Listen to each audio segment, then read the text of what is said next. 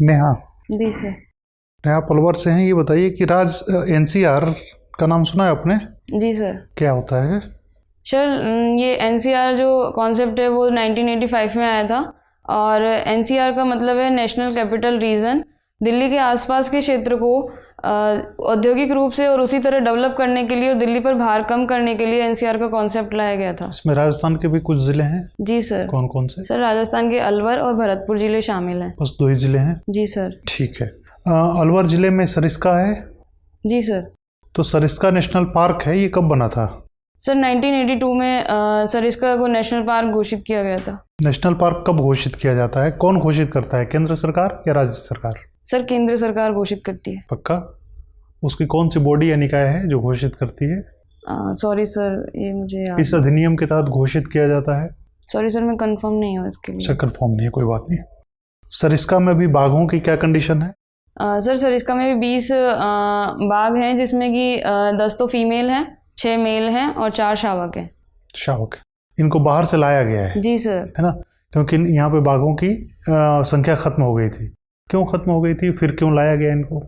Sir यहाँ पर पहले भी बाघ थे, लेकिन एक यहाँ पर शिकारी जो शिकारी यहाँ पर ज़्यादा एक्टिव हो गए थे और यहाँ पर शिकार ज़्यादा किया जाता था बाघों का, और उसी की वजह से एक संसार चंद नाम का जो शिकारी, वो सबसे ज़्यादा इधर गैंग फेमस रही थी उसकी, और उन्हीं की वजह से सर यहाँ पर उनकी जो बाघों की खाल होती है उनको विदेशों में बेचा जाता था, और इसी वजह से सर यहाँ पर बाघ खत्म ही हो गए थे। तो अब इसकी गारंटी हो चुकी है कि अब शिकार नहीं होगा बाघों का यहाँ पे? नहीं सर, प्रोटेक्शन बहुत ज़्यादा बढ़ गया है और गवर्नमेंट बहुत प्रयास कर रही है उसके लिए, और अब इतना नहीं है सर। ठीक है। केवलादेव नेशनल पार्क भरतपुर में है? जी सर। और वेटलैंड भी है, आर्द्रभूमि भी है? आर्द्रभूमि क्या होती है? सर पानी, मिट्टी में जब पानी की मात्रा बहुत ज़्यादा हो जाती है, बहुत ज़्यादा कितनी? सॉरी सर, एक सांद्रता लेवल जब उसका बढ़ जाता है, एक संतृप्त हो जाती है अवस्था, तब आर्द्रभूमि उसे कह सकते हैं। और आर्द्रभूमि में सर स्थल और जलमंडल का जो संक्रमण क्षेत्र है वो शामिल होता है। समुद्री भाग भी शामिल होता है? समुद्री भाग तो नहीं होता सर शामिल, लेकिन उसके आसपास का जो रीजन है समुद्र के आसपास का, वो वेटलैंड में शामिल हो सकता है। अच्छा, ये बताइए कि रामसर सूची में भारत की कितनी आर्द्रभूमियों को शामिल किया गया है? सर वर्तमान में 37 हो गई है, पहले 26 थी, फिर 10 और ऐड की गई, फिर 1, तो राजस्थान में कितनी है आर्द्रभूमि? सर राजस्थान में 2 हैं। कौन कौन सी? राजस्थान में केवलादेव और सांबर झील। सांबर झील। अच्छा, सपोज करिए, मान लीजिए कि आप एसडीएम बन जाती हैं। जी सर। और एक दिन आपको डीएम बुलाते हैं अपने घर पे कुछ ऑफिस के कार्य से। आप जब उनके घर जाती हैं तो देखते हैं कि वो अपनी वाइफ पर चिल्लाते हैं या मतलब कुछ गलत शब्दों का प्रयोग कर रहे होते हैं। आप वहाँ जाती हैं, अपना फाइल देती हैं, वापस आ जाती हैं। अब क्या करिएगा? सर क्योंकि वो मेरे एक सीनियर अधिकारी हैं, तो आपकी सारी जिंदगी का प्रमोशन उन्हीं के हाथ में है।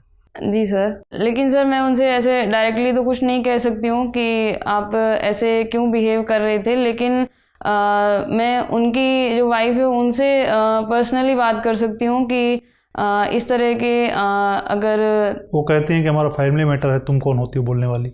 जी सर, वो बात उनकी बिल्कुल सही है, उनका फैमिली मैटर है और मैं सिर्फ उन्हें एक परामर्श दे सकती हूँ। बाकी सर तो आपको लगता है कि डीएम की पत्नी को परामर्श की ज़रूरत है, या उनको अधिकार अपने नहीं पता, और ये बात उनको डीएम को पता चलती है, फिर क्या होगा? सर मैंने केवल परामर्श दिया है, तो मुझे नहीं लगता कि कुछ कार्रवाई या फिर कुछ इस प्रकार का आगे मेरे लिए एक्शन लिया जाएगा, लेकिन मैं सर परामर्श देने का अधिकार। परामर्श देकर आप चुप हो जाइएगा? परामर्श देकर मैं चुप तो हो ही सकती हूँ सर, क्योंकि वो उच्च अधिकारी हैं, और मैं परामर्श दूंगी तो मुझे लगता है सर वो जो लेडीज़ हैं वो समझ जाएंगी और वो इसके लिए कुछ ना कुछ करेंगी। उस उच्च अधिकारी को नीचे अधिकारी बना देंगी? नहीं सर, नीचे अधिकारी नहीं, मैंने सिर्फ परामर्श दिया है। परामर्श देके आप बस, मतलब एक एसडीएम भी तो हैं आप वहाँ तहसील की? जी सर। बस परामर्श देके आपकी ड्यूटी खत्म, चाहे वो माने ना माने, उनका वायलेंस रुके ना रुके। सर आगे वो आगे हैंडल कर उनकी मर्जी, लेंगे। कैसे आपस में वो निपट लें। नहीं सर, मुझे लगता है आगे वो हैंडल कर लेंगे आपस में, क्योंकि ज़्यादा इंटरफेयर नहीं कर सकते। ठीक है, ठीक है। नेहा, संविधान सभा के बारे में आपने पढ़ाई होगा, उसकी पहली बैठक कब हुई थी? सर 9 दिसंबर 1946 को। अच्छा, और किसने अध्यक्षता की थी बैठक की? सर सच्चिदानंद सिन्हा ने। अच्छा, और अंतिम बैठक कब हुई? 24 जनवरी 1950। और तब कौन अध्यक्ष थे? राजेंद्र प्रसाद जी थे सर। तो राजेंद्र प्रसाद राष्ट्रपति कब बने? राष्ट्रपति सर 26 जनवरी 1950, सॉरी सर मैं कंफर्म नहीं हूँ, 24 जनवरी या 26 जनवरी है। अच्छा, तो उनको किसने चुना था राष्ट्रपति के पद पर? सर आनुपातिक प्रतिनिधित्व प्रणाली के तहत चुनाव होता है प्रत्यक्ष रूप से, तो राष्ट्रपति के पद पर सर उसी प्रक्रिया से चुनाव हुआ था। जो कि राज्य के एमएलए और संसद के सांसद वोट डाल के चुनते हैं। लेकिन तब क्या संसद थी? लोकसभा का पहला चुनाव कब हुआ? सर 1951 में हुआ था। और राष्ट्रपति वो 50 में बन गए। जी सर, संविधान के लागू होने पर राष्ट्रपति पद चाहिए था, इसलिए उस टाइम उन्हें बनाना अनिवार्य था। तो वो तो ठीक है, लेकिन आखिर किसने चुना होगा? क्योंकि लोकसभा का चुनाव तो आप कह रहे हैं 51 में हुआ। सर संविधान सभाई विधायिका और संविधान सभाई संविधान को निर्माण करने के दोनों कार्य कर रही थी, तो इसीलिए सर उन्होंने किया था। अच्छा, संविधान सभा ने जो संविधान बनाया 26 जनवरी 50 को जो लागू किया, उसके प्रस्तावना क्या थी? क्या उसकी प्रस्तावना में समाजवादी और पंथ निरपेक्ष शब्द थे? नहीं सर। तो संविधान निर्माताओं ने क्यों जरूरी नहीं समझा समाजवादी शब्द डालना उसमें? सर ये समाजवाद अगर वो डाल देते तो ये एक विचारधारा, क्योंकि समाजवाद एक विचारधारा है और वो निष्पक्ष रूप से, क्योंकि उस समय चीन का साम्यवाद भी उभर कर आ रहा था और एक पूंजीवादी रूप में अमेरिका भी सामने आया था, तो एक हम किसी एक की तरफ ऐसे झुकने का उनको लगा कि किसी एक की तरफ झुकाव होगा अगर इस विचारधारा को हम एंट्री दे देते हैं, तो इस वजह से शायद उन्होंने समाजवाद को एंटर नहीं किया उस टाइम। तो फिर बाद में संसद ने क्या सोचकर ये समाजवादी शब्द डाला उसमें?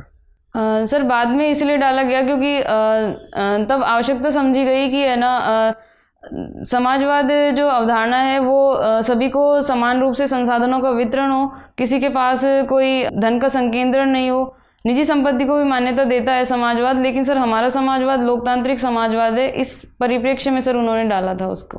तो क्या आपको लगता है संसद ने वो सही फैसला किया था? जी सर, भारत के अकॉर्डिंग देखा जाए तो संसद का सही फैसला था।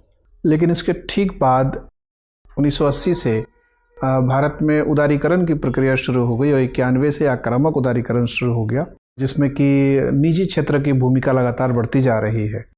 तो क्या हम विरोधाभासी बातें नहीं कर रहे हैं? हम एक तरफ अपने संविधान में कह रहे हैं कि समाजवादी देश हैं और व्यवहार में हम समाजवाद के विपरीत दिशा में नीतियां अपना रहे हैं।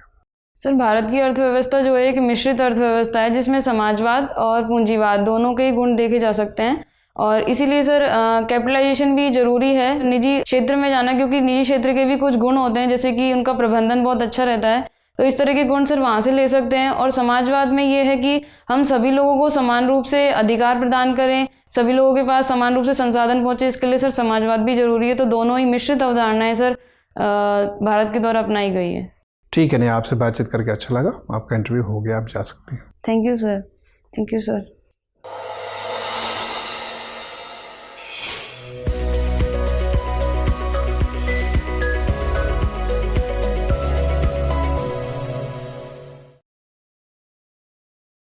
बैठिए। Thank you sir. तब नेहा, कैसा लगा आपका इंटरव्यू? क्या आकलन है? सर अभी नॉलेज में कमी है। हाँ ठीक है, वो तो कई जगह दिखता है। और आई कांटेक्ट थोड़ा सा वीक था। ठीक है, तो सही बात है, आपने बहुत ध्यान से अपना मूल्यांकन किया है और वीडियो देखिएगा तो और भी बातों पर ध्यान जाएगा। एक आपके बातचीत करने की जो शैली है वो ऐसा है कि आप बहुत स्पीड में बोल रही हैं, लेकिन वो एक आदत की चीज़ है। अब अगले 15 दिन में आप इस आदत को कितना सुधार सकेंगे ये तो बड़ा मुश्किल है कहना। थोड़ा जल्दी जल्दी आप बोल रही हैं, एकदम से तो ये बदलाव नहीं आ सकता इतने कम समय में, लेकिन फिर भी कोशिश करिए कि प्रश्न को सुनिए समय के साथ, और बोलते समय अगर 10-20% जैसे जो स्पीड है तो उसमें थोड़ा ठहराव लाएंगी तो अच्छा रहेगा। क्योंकि वो जो बोर्ड में बैठे हुए लोग हैं ना, वो आपकी तरह युवा तो है नहीं, वो बुज़ुर्ग लोग हैं, 55, 60, 65 की उम्र के लोग हैं। उनके कान की शक्ति उतनी तेज़ नहीं होती, दिमाग उनका हो सकता है ज़्यादा तेज़ चलेगा, लेकिन अनुभव चलते कान उतना तेज़ नहीं होगा शायद जितना आपका है। तो आप थोड़ा ठहराव के साथ बात करेंगी तो वो पूरी बात आपकी समझ पाएंगे और महत्व के साथ ध्यान जाएगा। जल्दी जल्दी बोल जाएंगी तो कुछ बातों पे ध्यान उनका जाएगा, कुछ बातें उनके ध्यान से ओझल हो जाएंगी, तो आपको पूरा फ़ायदा नहीं मिलेगा अपने ज्ञान के प्रस्तुति का। तो भरपूर फ़ायदा उठाने के लिए ज़रूरी है कि थोड़ी सी स्पीड आप अभ्यास करके कोशिश करें। और वॉल्यूम जो आवाज़ की है वो थोड़ी आप बढ़ा सकते हैं। सर मेरी पहले तेज थी, फिर मैंने इसको कम किया है अभी। अच्छा, कम करने के बाद इतना है? ओके, पहले और तेज बोलती थी? हाँ, मतलब मैं तेज बोलती थी, फिर और मतलब वॉल्यूम में तेज बोलती थी या गति में तेज बोलती थी? नहीं, गति में। अभी मैंने परसों इंटरव्यू दिया था तो उसमें भी बोला था स्पीड का, तो मैंने आज धीरे बोला, बट फिर भी आपको स्पीड तेज लग रही है, तो मैं और कम करने का प्रयास अच्छा, ठीक है। हाँ, तो थोड़ा सा और उस पर ब्रेक हल्का सा लगाने की कोशिश करिएगा तो और अच्छा समझ में आएगा। ठीक है। और कई ऐसे तथ्य हैं, आपने जैसे तूफान महल की तरह बोल दिया और ये नहीं सोचा कि ये सही है कि गलत है, तो कुछ जगह न बोलें। जैसे अगर आपको किसी जानकारी पर तसल्ली नहीं है, विश्वास नहीं है कि ये 16 आने सही है कि नहीं, ये 100% करेक्ट है कि नहीं, तो या तो अनुमति ले लें। अगर आपको अंदाज़ा है कि शायद मुझे पक्का नहीं पता है, तो अनुमति लेके कि सर मुझे पक्का नहीं पता है, अगर आप अनुमति दे तो मैं इसमें गेस करके या जो मुझे लगता है वो मैं बताऊंगी। तो इससे ये होगा कि उनका ईगो हर्ट नहीं होगा मेंबर्स का। उनको लगेगा कि चलो ठीक है। अनुमान विधि से भी तो आदमी बहुत सारी चीज़ें जानता ही है, लेकिन अनुमान विधि से जो ज्ञान अर्जित होता है और प्रत्यक्ष विधि से जो ज्ञान अर्जित होता है उसमें फ़र्क होता है करेक्टनेस का। तो अनुमति लेके बोलेंगे तो उन्हें बुरा नहीं लगेगा, तो आपको उसका निगेटिव मार्किंग का खतरा कम हो जाएगा। ये दो महत्वपूर्ण बातें हैं। लेकिन कई सारी अच्छी चीज़ें हैं। अच्छी चीज़ें ये हैं कि आपका ड्रेस सेंस अच्छा है, आपने जिस तरीके से कपड़ा अपना है, जो आपके बैठने की भंगिमा है, पोस्चर आपका अच्छा है, फेशियल एक्सप्रेशन आपका प्लेजेंट है। यंग कैंडिडेट हैं आप, जस्ट 21 साल की हैं जब आपने अप्लाई किया, तो वन ऑफ द यंगेस्ट हैं आप, मतलब ये आपके बहुत फेवर में जाता है। तो परफॉर्मेंस में इस तरह की थोड़ी सी पॉलिशिंग कर लेंगी तो सिलेक्शन तो कुछ ना कुछ मुझे लग रहा है इस साल हो ही जाएगा। लेकिन अच्छे रैंक अगर लाने हैं कि दोबारा अगले साल न देना पड़े, तो उसके लिए 2-3 सुधार कर लीजिए और इसको रिदम मेंटेन करिए। अच्छा है सर। स्पीड स्लो करने के लिए कैसे प्रयास कर सकते हैं? थोड़ा चिंतन करके बात करें, मतलब अपने आप को 5 सेकंड समय दें सवाल सुनने के बाद कि इसको हम जवाब को का एक ताना बाना खुद मन में बुनने की कोशिश करें और उसको बिंदुवार प्रस्तुत करें। आप अपने मन में रख लें कि मेरे को इसमें 2 बिंदु बोलना है या 3 बिंदु बोलना है। और जैसा कि नीति शतक के बारे में आपने कहा, उसमें एक नीतिगत वक्तव्य यह भी है कि सत्य तो बोलें लेकिन अप्रिय सत्य न बोलें। अब भर्तृ जी के जीवन का कुछ अप्रिय सत्य है। अच्छा, सत्य तो है लेकिन अप्रिय है। जी सर। तो उसका दंड आप खुद क्यों भोगना चाहेंगे?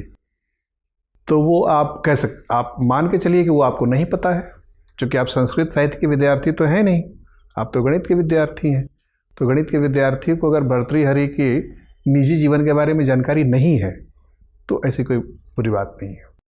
ठीक है, बस इतना ध्यान रखिए और इसको मेंटेन करिए। Okay, all the best. Sir वो केस स्टडी में क्या आएगा? मैंने परामर्श बोला पर मुझे लगा शायद उसमें कुछ और आना चाहिए। केस स्टडी में ऐसा है ना कि इतना जल्दी डाल देना हथियार एक प्रशासक के लिए ठीक नहीं है कि जाके परामर्श दे आऊँगी, ऐसा नहीं है कि उनकी वजह जानने की कोशिश करूँगी। वजह तो जानिएगा आप। हो सकता है कि उन्होंने कुछ गलती की हो ऐसा, तो आपस में भी कोई किसी को डांट देता है। हमेशा केवल डांट देना ही डोमेस्टिक वायलेंस नहीं है। आप पहली बार उनके घर गई हैं तो क्या है माजरा, ठीक है। उसके बाद अगर नहीं सुधरती है आदत, इसको ऑब्जर्व करिएगा, नहीं सुधरती आदत तो कुछ आप 1-2 कड़े एक्शन लेंगे, चाहे उन पर पुलिस कार्रवाई करवा के उनकी पत्नी के माध्यम से, अगर पत्नी सहमत होती हैं तो। और जब पत्नी ही एकदम हाथ उठा दे तो आप किनारे हो जाइए। ज़बरदस्ती तो आप किसी को न्याय नहीं दिला सकती हैं। तो आपने क्या किया, पहली बार में हथियार डाल दिया, परामर्श दे दूंगी, मेरे सीनियर ऑफिसर है, मैं किनारे हो जाऊंगी, बाकी वो आपस में ही निपट लेंगे। अरे वो तो निपट ही रहे हैं, फिर आपकी ज़रूरत क्या है? ठीक है ना। और डीएम है चाहे कोई भी है, तो एक अथॉरिटी तो आपके पास है ना एसडीएम की, उसको भी यूज़ करना है। ठीक है, ठीक है, all the best. Thank you sir, thank you.